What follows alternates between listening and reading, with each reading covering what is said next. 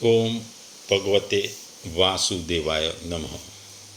ભાગવત કથા સ્કંદ ત્રીજો અને એનો અધ્યાય 12મો અધ્યાય સૃષ્ટિનો વિસ્તાર તરીકે ઓળખાય છે. આપણે જોયું કે 9મા અધ્યાયથી જ્યારે બ્રહ્માજી ભગવાનની સ્તુતિ કરે છે, પછી ભગવાન દ્વારા આજ્ઞા મળતા એ 10 પ્રકારની સૃષ્ટિઓનું સર્જન કરે છે. કાળ અને મન્વંતરનું પણ સર્જન કરે છે. એનું વર્ણન આપણે 11મા અધ્યાયમાં જોયું. આ 12મા અધ્યાયમાં ખાસ કરીને જે સૃષ્ટિનો વિસ્તાર થાય છે એના વિશે વાત કરી છે. આપણે જોઈએ છે કે સામાન્ય રીતે કોઈ ઉદ્યોગપતિ હોય, કોઈ જગ્યા જોવે ત્યાં ફેક્ટરી નાખે. આ જગ્યા લેવાનું પહેલાં પસંદ કરે, પછી આજુબાજુ એ ફેક્ટરી બનાવે છે. ત્યારે ફેક્ટરી બનાવતા પહેલાં જોઈએ કે આજુબાજુમાંથી એ ફેક્ટરીમાં બનતી વસ્તુ માટે કાચો માલ મળે છે, સરળતાથી ઇઝીલી અવેલેબલ હોય છે. અને આ કાચો માલ જ્યારે એ કોઈ વસ્તુમાં રૂપાંતરિત થાય ફેક્ટરીમાંથી એને નજીકના સ્થળોમાં વેચાણ માટે કે સ્ટોરેજ માટે જરૂરી જગ્યા પણ નજીકમાં હોય છે. તો જ આ ફેક્ટરી સારી રીતે ચાલે છે. એટલે કે ઉત્પાદન માટેનું મશીન નાખતા પહેલાં એ કાચો માલ ક્યાંથી મળવો જોઈએ, અને ઉત્પાદન થયા પછી એ માલનું વેચાણ અને વિસ્તરણ સરળતાથી ઓછા ખર્ચે થાય એ ખાસ જોવામાં આવે છે. અહીં જ્યારે બ્રહ્માજી જ્યારે પૃથ્વી પર કે સમગ્ર સૃષ્ટિનું સર્જન કરે તો એનો સૃષ્ટિનો વિસ્તાર પણ જરૂરી છે. કારણ કે આપણે જોઈએ છે કે આપણે જીવનમાં જીવીએ ત્યારે આજુબાજુ પશુ પક્ષીઓ, વનસ્પતિઓ, હવામાન, વરસાદ, તાપમાન, ખાધા ખોરાકી, હલનચલન માટેની વસ્તુઓ, ટ્રાન્સપોર્ટની વસ્તુઓ, આ બધી જ વસ્તુઓની જરૂર હોય છે. એટલે જે સૃષ્ટિની 10 સૃષ્ટિઓની રચના કરી, પછી કાળ અને મન્વંતરનું, એનાથી બ્રહ્માજી અટક્યા નહીં. કારણ કે ત્યાં સુધીનું કોઈ મતલબ નથી. એને વધુ વિસ્તાર કરવો પડે, સૃષ્ટિનો વિસ્તાર કરવો પડે. કારણ કે આપણે જોઈએ છે કે આપણી આજુબાજુ સૃષ્ટિમાં તો પ્રક્રિયાઓ ચાલુ જ હોય છે. આપણે આકાશનો લય મૌન દ્વારા પ્રગટ થાય છે, આપણે જાણીએ છીએ. પુષ્પનો લય એની સુગંધ દ્વારા પ્રગટ થાય છે. પૃથ્વીનો લય જુદી જુદી ઋતુઓથી પ્રગટ થાય છે. વૃક્ષનો લય વસંત દ્વારા, અને વસંતનો લય ટહુકા દ્વારા પ્રગટ થાય છે. વિદ્યાનો લય વિવેક દ્વારા પ્રસન્ન થાય છે. આમ આપણી પોતાની અસ્તિત્વનો લય એ આપણી સ્વસ્થતા દ્વારા પ્રગટ થાય છે. એટલે સૃષ્ટિની વિસ્તાર કરવાની ખૂબ જરૂરી હોય છે. એ બ્રહ્માજીને લાગે છે. એટલે બ્રહ્માજી સૃષ્ટિનો વિસ્તાર જે કરે છે એના વિશે આ અધ્યાયમાં કહેવામાં આવ્યું છે. થોડા સમય પહેલાં સોશિયલ મીડિયામાં એક મંગીલાલ મારવણિયાની એક સૃષ્ટિ ઉપરની એક કવિતા, એની 2-4 પંક્તિઓ તમને જો સંભળાવું તો એમણે કીધું કે સૃષ્ટિના સર્જનહારા ત્યાં સૃષ્ટિ કેવી બનાવી, જે જોઈએ છે એ ન પ્રાપ્ત થાય તેવી ત્યાં વિચિત્ર બનાવી. માનવને ઈચ્છા આપી અનંત, પણ ઈચ્છાઓ પૂરી ન કરાવી. મનની મનમાં જ રહી જાય છે અને અનંતની વાટ પકડાવી. કંઈ કરમાન રાખી જીવનમાં મોટી તે આસ બંધાવી. ન પૂરી થાય માનવ આસ, તે કેવી સૃષ્ટિ તમે બનાવી. એટલે સૃષ્ટિ તમે બનાવી, બધું જ આપ્યું, પણ માનવીની આશાઓ પહોંચી વળતી નહીં. માની આશાઓ એટલી બધી છે કે સૃષ્ટિની વસ્તુઓને પહોંચી વળતા નથી. એટલે આ સૃષ્ટિ એના માટે અધૂરી લાગે છે. એટલે આ અધ્યાય ખાસ કરીને સૃષ્ટિનો જે વિસ્તાર છે એનું વર્ણન કર્યું છે. અને એમાં જો વિસ્તારથી જોઈએ તો મૈત્રેયજીએ વિદુરજીને કહ્યું કે મેં તમને અત્યાર સુધી કાળરૂપીનો મહિમા સમજાવ્યો. હવે જે બ્રહ્માજી જે રીતે જગતની રચના કરે છે એ તમે સાંભળો.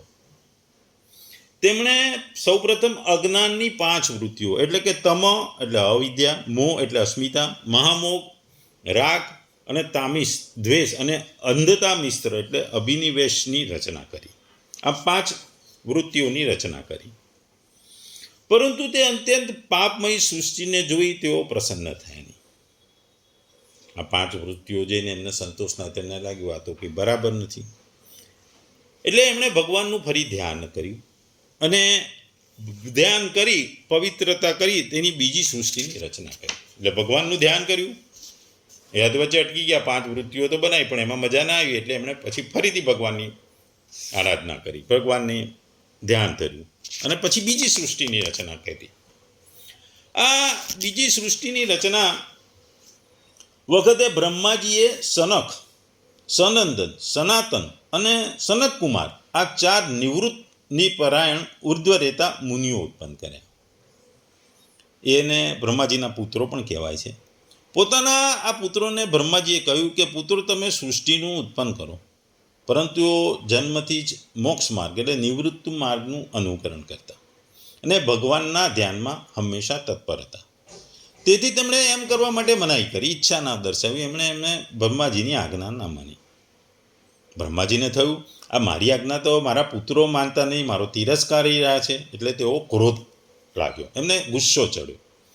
એ ગુસ્સો રોકવા એમણે ઘણો પ્રયત્ન કર્યો, પરંતુ બુદ્ધિ વડે તેમના બહુ રોકવા છતાં પણ તે ક્રોધ તત્કાળ પ્રજાપતિના ભવ વચ્ચેથી એક નીલ લોહિત શ્યામ અને લાલ રંગના બાળક રૂપે પ્રગટ થઈ ગયું.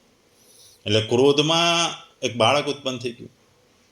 દેવતાઓના પૂર્વજ તે ભવ એટલે કે રુદ્ર ભગવાન રડી રડીને કહેવા લાગે, હે જગત પિતા વિધાતા, મારું નામ અને રહેવાનું ઠામ બતાવો. ત્યારે કમલયોની ભગવાન બ્રહ્માએ તે બાળકની પ્રાર્થના પૂરી કરવા માટે મધુર વાણીમાં કહ્યું, રડશો નહીં, હું તમારી ઈચ્છા પૂરી કરીશ.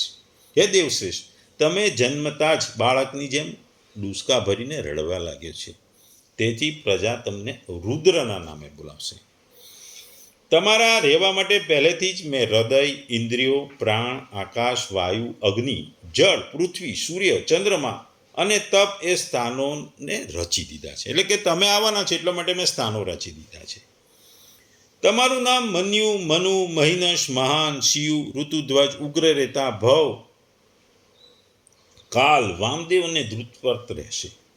તથા ઘી, વૃત્તિ, ઉષ્ણા, ઉમા, નિયુક્તિ, સર્પી, હિલા, અંબિકા, ઈરાવતી, સુધા અને દીક્ષા 11 રુદ્રાણીઓ તમારી પત્નીઓ હશે. તમે ઉપયુક્ત નામો, સ્થાનો અને પત્નીઓનો સ્વીકાર કરો અને તેમના વડે ઘણી બધી પ્રજાને ઉત્પન્ન કરો, કારણ કે તમે એક પ્રજાપતિ છો. એટલે ભગવાન બ્રહ્માજીનો ગુસ્સો ને એમાંથી રુદ્ર અને એમાંથી રુદ્રાણીઓ.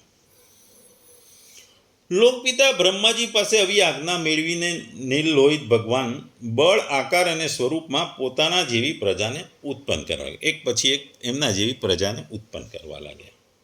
રુદ્ર ભગવાન વડે ઉત્પન્ન થયેલા રુદ્રોને અસંખ્ય સમૂહ બનાવી સમસ્ત સંસારનું ભક્ષણ કરતા જોઈ બ્રહ્માજીને શંકા થઈ ગઈ. ત્યારે તેમણે રુદ્રને કહ્યું, હે દેવોના ઉત્તમ, તમારી પ્રજા તો પોતાની ભયંકર દ્રષ્ટિથી મને અને સઘળી દિશાઓને સળગાવી રહ્યા છે કે બાળી રહ્યા છે. આવી સૃષ્ટિ ન રચો, એને બસ અટકાવી દો, બસ કરો, તમારું કલ્યાણ થાવ. હવે તમે સમસ્ત પ્રાણીઓને સુખ આપવા માટે તપ કરો અને પછી એ તપના પ્રભાવથી તમારે પહેલાંની જેમ આ સંસારની રચના ફરી કરવાની છે. મનુષ્ય તપ વડે ઇન્દ્રિયાતીત સર્વયાન અંતર્યામી જ્યોતિ સ્વરૂપ શ્રી હરિને સહેલાથી પ્રાપ્ત કરી શકે.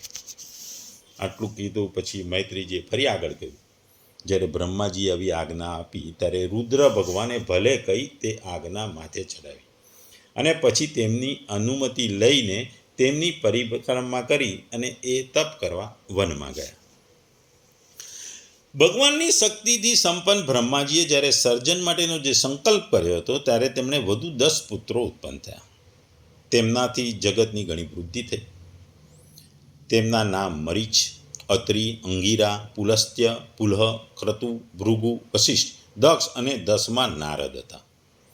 આમાંથી નારદ પ્રજાપતિ બ્રહ્માજીના ખોળામાંથી, દક્ષ અંગૂઠામાંથી, વશિષ્ઠ પ્રાણમાંથી, ભૃગુ ત્વચામાંથી, ક્રતુ હાથમાંથી, પુલહ નાભીમાંથી, પુલસ્ત્ય ઋષિ કાનોમાંથી, અંગીરા મુખમાંથી અને અત્રિ આંખોમાંથી અને મરીચ એ મનમાંથી ઉત્પન્ન થયા. પછી તેમના ડાબા સ્તનમાંથી ધર્મ ઉત્પન્ન થયો, જેની પત્ની મૂર્તિથી સ્વયં નારાયણ અવતાર હતા. તેમની પીઠમાંથી અધર્મનો જન્મ થયો અને તેનાથી સંસારને ભયભીત કરનારું મૃત્યુ પણ ઉત્પન્ન થયું. આ જ રીતે બ્રહ્માજીના હૃદયમાંથી કામ, ભ્રમરોમાંથી ક્રોધ, નીચલા ઓટમાંથી લોભ, મુખમાંથી વાણીની અધિષ્ઠા દેવી સરસ્વતી, લિંગમાંથી સમુદ્ર, ગુદામાંથી પાપ નું આશ્રયસ્થાન એવા રાક્ષસોના અધિપતિ નિવૃત્તિ ઉત્પન્ન થયા. છાયામાંથી દેવહૂતિના પતિ ભગવાન કંદર્પ ઉત્પન્ન થયા. આ રીતે સઘળું જગત કરતા બ્રહ્માજીના શરીર અને મનમાંથી ઉદ્ભવ્યું. આમ જુદી જુદી વસ્તુઓ બ્રહ્માજી જે હતા એના મનમાંથી અને શરીરમાંથી ઉદ્ભવ્યું. આગળ મૈત્રેયજી વિદુરજીને કહે છે કે ભગવાન બ્રહ્માની પુત્રી સરસ્વતી ઘણી કોમળ અને મનોહર હતી. એ મેં સાંભળ્યું છે કે એકવાર તે જોઈ બ્રહ્માજી મોહિત થઈ ગયા. જો કે તે પોતે વાસના રહિત હતી. તેમણે આવા અધર્મીમય વિચાર કરતા જોઈ તેમણે તેમના પુત્રો મરીચી વગેરે ઋષિઓને સમજાવ્યા.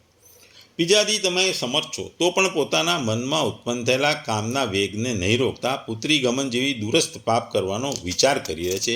આવું તો તમારા પૂર્વ થયેલા કોઈ પણ બ્રહ્માએ કર્યું નથી અને ભવિષ્યમાં પણ કોઈ કરશે નહીં. હે જગતગુરુ, તમારા જેવા તેજસ્વી પુરુષો તો આવું કામ સોંપતું નથી, કારણ કે તમારા જેવાના આચરણોના અનુસરણ કરવાથી તો સંસારનું કલ્યાણ થાય છે. જે ભગવાને પોતાના સ્વરૂપ રહેલા જગતને પોતાના તેજથી પ્રગટ કર્યું છે તેમને નમસ્કાર.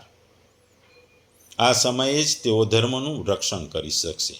પોતાના પુત્રો મરીચી વગેરે પ્રજાતિઓને પોતાની સામે તે આ રીતે જોઈ પ્રજાપતિઓના પતિ બ્રહ્માજી લજ્જા પામ્યા. તેમણે તે શરીર તે જ સમયે ત્યજી દીધું. ત્યારે દિશાઓમાંથી ઘોર શરીર ગ્રહણ કરી લીધું. એ ધુમ્મસ થયું, જેને અંધકાર પણ કહેવામાં આવે છે. એક વખત બ્રહ્માજી એવું વિચારે તો હું તો પહેલાંની જેમ સુવ્યવસ્થિત રૂપે બધાના ભુવનની રચના કેવી રીતે કરું. તે સમયે તેમના મુખોમાંથી 4 વેદ પ્રગટ્યા.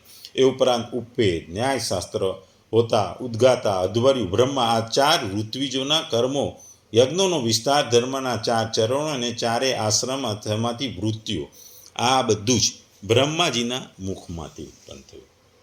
પછી વિદુરજીએ મૈત્રેયજીને પૂછ્યું, હે તપોપદ, સ્વામી બ્રહ્માજી જ્યારે પોતાના મુખમાંથી આ વેદ વગેરે રચ્યા તો તેમણે કયા મુખથી કઈ વસ્તુ ઉત્પન્ન કરી એ તમે મને હવે સંભળાવો, એ મને સમજાવો. એટલે આ વિદુરજીનો પ્રશ્નનો મૈત્રેયજી જવાબ આપે છે. વિદુરજીએ મૈત્રેયજીને પૂછ્યું કે બ્રહ્માજી જ્યારે પોતાના મુખોમાંથી આ વેદ વગેરે રચ્યા તો તેમણે પોતાના કયા મુખથી કઈ વસ્તુ ઉત્પન્ન કરી એ મને જણાવો. એટલે મૈત્રેયજી આ પ્રશ્નના જવાબમાં આપતા કહે છે, વિદુરજી સાંભળો, બ્રહ્માજીએ પોતાના પૂર્વ, દક્ષિણ, પશ્ચિમ અને ઉત્તરના મુખોમાંથી અનુક્રમે ઋગ, યજુ, સામ અને અથર્વ વેદો રચ્યા તથા એ જ ક્રમે શસ્ત્ર એટલે કે હોતાનું કર્મ, ઈજ્યા એટલે અધ્વર્યનું કર્મ, સ્તુતિ સ્તોતમ એટલે ઉદ્ગાતાનું કર્મ અને પ્રાયશ્ચિત એ બ્રહ્માનું કર્મ, આ 4ની પણ રચના કરી. આ જ રીતે આયુર્વેદ એટલે કે ચિકિત્સા શાસ્ત્ર, ધનુર્વેદ એટલે શસ્ત્ર વિદ્યા, ગાંધર્વ વેદ એટલે સંગીત શાસ્ત્ર અને સ્થાપત્ય વેદ એટલે શિલ્પશાસ્ત્ર, આ 4 ઉપવેદો પણ અનુક્રમે તે પૂર્વ વગેરે મુખોમાંથી ઉત્પન્ન કર્યા. પછી સર્વદર્શી ભગવાન બ્રહ્માએ પોતાના 4 મુખોમાંથી ઇતિહાસ પુરાણ રૂપી 5મો વેદ પણ રચ્યો. આ જ ક્રમે ષોડશી અને ઉક્ત, ચયન અને અગ્નિશોષ્ટમ, આપત્યોમ અને અતિરાત્ર તથા વાજપેય અને ગૌસવ, આ 2 યાગ પણ એમના પૂર્વ વગેરે મુખોમાંથી ઉત્પન્ન થયા. વિદ્યા, દાન, તપ અને સત્ય, ધર્મના આ 4 ચરણો અને તેમની વૃત્તિઓ સહિત 4 આશ્રમ પણ આ જ ક્રમે પ્રગટ થયા. સાવિત્ર, પ્રાજાપત્ય, બ્રાહ્મ્ય અને બૃહદ, આ 4 વૃત્તિઓ બ્રહ્મચારીની છે. તથા વાર્તા, સંચય, શાલીન અને શિલોચ, આ 4 વૃત્તિઓ ગૃહસ્થની છે. આ જ પ્રમાણે વૃત્તિ ભેદે વેખાનસ, વાલિખ્ય, અદુંબર અને ફેનપ, આ 4 પ્રકારના વાનપ્રસ્થાશ્રમો છે. તથા કુટીચક, બહુદક, હંસ અને નિષ્ક્રિય પરમહંસ, આ 4 પ્રકારના સંન્યાસીઓ છે. આ જ ક્રમે આન્મિક્ષિકી, ત્રયી, વાર્તા અને દંડનીતિ, આ 4 વિદ્યાઓ તથા 4 વ્યાહતિઓ પણ બ્રહ્માજીના 4 મુખોમાંથી ઉત્પન્ન થઈ. તેમના હૃદય આકાશમાંથી ઓમકાર પ્રગટ થયો. તેમના રૂવાટામાંથી ઉષ્ણિક, ત્વચામાંથી ગાયત્રી મંત્ર, માંસમાંથી ત્રિષ્ટુપ, સ્નાયુમાંથી અનુષ્ટુપ, અસ્થિઓમાંથી જગતી, મજ્જામાંથી પંક્તિ અને પ્રાણમાંથી બૃહતિ છંદ ઉત્પન્ન થયા. એવી જ રીતે તેમના જીવ, સ્પર્શ વર્ણો, ક વર્ગ વગેરે 5 વર્ગો, શરીર, સ્વવર્ણો, અંક, અકાર વગેરે કહેવાયા. તેમની ઇન્દ્રિયોને ઉષ્માક્ષરો એટલે કે સ, સ, છ અને હ, બળને અંતાક્ષરો ય, ર, લ, વ કહે છે. તેથી તેમની ક્રીડાથી નિષાદ, ઋષભ, ગાંધાર, ષડજ, મધ્યમ, દૈવત અને પંચમ, આ 7 સ્વરો પણ ઉપજ્યા. હે तात, બ્રહ્માજીના શબ્દ બ્રહ્મ સ્વરૂપ છે. તેઓ વૈખરી વાણી સ્વરૂપે વ્યક્ત અને ઓમકાર રૂપે અવ્યક્ત છે. તથા તેમની સર્વત્ર જે પરિપૂર્ણ પરબ્રહ્મ છે તેની અનેક પ્રકારની શક્તિઓથી વિકસિત થઈને ઇન્દ્ર વેગે રૂપે ભાસી થયા. હે વિદુરજી, જેનાથી ધુમ્મસ બન્યું હતું તેમની કામના સખ્ત પહેલું શરીર ત્યજા દીધા પછી બ્રહ્માજીએ બીજું શરીર ધારણ કરી વિશ્વના વિસ્તરણનો વિચાર કર્યો. તેઓ જોઈ ચૂક્યા હતા કે મરીચી વગેરે શક્તિશાળી ઋષિઓ વડે પણ સૃષ્ટિનું વિસ્તરણ વધ્યું નથી. તેથી તેઓએ મનોમન ફરી ચિંતા કરવા લાગ્યા. મોટું આશ્ચર્ય છે કે મારા નિરંતર પ્રયત્ન કરવા છતાં પણ પ્રજાની વૃદ્ધિ થતી નથી. લાગે છે આમાં દેવ જ કંઈક વિઘ્ન નાખી રહ્યું છે. જે સમયે યથાયોગ્ય ક્રિયા કરનાર બ્રહ્માજી દેવ વિશે આ પ્રમાણે વિચારી રહ્યા હતા તે સમયે એકાએક તેમના શરીરના બે ભાગ પડી ગયા. બ્રહ્માજીનું નામ છે તેમાંથી વિભાજિત થવા કારણે શરીરને કાય કહે છે અને બંને વિભાગોમાંથી સ્ત્રી પુરુષનું એક યુગળ પ્રગટ થયું. તેમાં જે પુરુષ હતો એ સાર્વભૌમ સમ્રાટ સ્વયંભૂ મનુ થયા અને જે સ્ત્રી હતી એ મહારાણી રૂપી સતરૂપા થયા. ત્યારથી મિથુન ધર્મ સ્ત્રી પુરુષ સંભોગની પ્રજાની વૃદ્ધિ થવા લાગી. મારા સ્વયંભૂ મનુએ સતરૂપાનેથી 5 સંતાન ઉત્પન્ન કર્યા. એ સાધુ શ્રેષ્ઠ વિદુરજી, તેમના પ્રિય વ્રત અને ઉતાનપાદ 2 પુત્રો હતા તથા આકૃતિ, દેવહૂતિ અને પ્રસૃતિ એ 3 પુત્રીઓ હતા. મનુજીએ આકૃતિનું લગ્ન રચી પ્રજાપતિ સાથે કર્યું. વચેટપુત્રી દેવહૂતિનું કંદરજીને અને પ્રસૃતિ દક્ષ પ્રજાપતિને સોંપી. આ 3 પુત્રીઓના સંતાનથી સઘળો સંસાર ભરાઈ ગયો. ટૂંકમાં ભાગવત પુરાણના 3જા સ્કંદના આ 12મા અધ્યાયમાં સૃષ્ટિનો જે વિસ્તાર થયો છે એટલે કે બ્રહ્મા દ્વારા થયેલી વિવિધ સૃષ્ટિના પ્રક્રિયાનું વર્ણન કરવામાં આવ્યું છે. આ અધ્યાયમાં જણાવે છે કે ભગવાને બ્રહ્માજીને જન્મ આપ્યા બાદ સૃષ્ટિ રચવાનું કાર્ય પણ આપ્યું હતું. બ્રહ્માજીએ ક્રમશઃ વિવિધ પ્રાણીઓ, દેવતાઓ અને મનુષ્યો અને અસુરો વગેરેનું સર્જન કર્યું. એમાં સૃષ્ટિની રચના 3 મુખ્ય પ્રકારની કહી શકાય છે. જો ભાગવતના સ્કંદ પ્રમાણે જોઈએ તો મૂળ તત્વોનું સર્જન એટલે પ્રકૃતિના તત્વોનું સર્જન, એમાં મહત્તત્વ, અહંકાર, પંચમહાભૂત, ઇન્દ્રિયો, મન વગેરે. ભગવાને આ તત્વોને બ્રહ્મા દ્વારા સૃષ્ટિ માટે ઉપલબ્ધ કરાવ્યા. બીજી જીવ સૃષ્ટિ, જીવોના પ્રકાર. 6 પ્રકારની સૃષ્ટિ અહીં દર્શાવવામાં આવી છે. તામસી સૃષ્ટિ અવિદ્યા, નિંદ્રા, તામસ ગુણથી ભરેલી. રાજસિક સૃષ્ટિ રજોગુણ વડે પ્રેરિત કાર્યશીલ. સાત્વિક સૃષ્ટિ સત્વગુણે વડે પ્રેરિત. બ્રહ્માએ અસમાનસ પુત્રો મનુ, મરીચી, અત્રિ, અંગિરા, પુલસ્ય, પુલહ, કતુરુ, ભૃગુ, વશિષ્ઠ, દક્ષ વગેરે પણ ઉત્પન્ન કર્યા હતા. ત્રીજી વસ્તુ દેવ, અસુર અને અન્ય પ્રાણીઓનું સર્જન.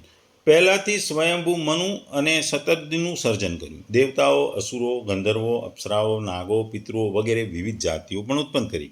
આ ઉપરાંત પશુ, પક્ષી, જળચર, વૃક્ષો, છોડ વગેરેનું પણ સર્જન કર્યું. બ્રહ્મા શરૂઆતમાં આપણે જોયું અધ્યાયમાં અંધકારમગ્ન થઈ જાય છે. પછી ભગવાને ફરીથી તપ કરી પ્રેરણા લે છે. તપશ્ચર્યાથી જ આપણે જાણીએ છીએ કે તપશ્ચર્યાથી જ તેમને સૃષ્ટિની રીત સમજાય છે. બ્રહ્માએ મનમાંથી કામ, ક્રોધ, લોભ, મોહ, માદ, માત્સર્ય જેવા અસુરીય શક્તિ ઉત્પન્ન કરી હતી. ત્યારબાદ તેમણે દેવતાઓને સદગુણી પ્રજાઓને ઉત્પન્ન કરી. એટલે આ અધ્યાયના જો પહેલાથી 3જા શ્લોક બ્રહ્માનું સર્જન કરવા માટે વિચારે છે. અંધકારમગ્ન થાય છે. ભગવાનની પ્રેરણાથી તે તપ કરે છે અને સૃષ્ટિની રીત સમજાય છે એ સમજાવાયું છે. 7માથી 12મા શ્લોકમાં બ્રહ્માના મનમાંથી અસુર તત્વો ઉત્પન્ન થાય છે, જેમ કે ક્રોધ, લોભ, મોહ વગેરે. પછી સદગુણવાળા દેવતાઓ પ્રગટ થાય છે એની વાત કરી છે.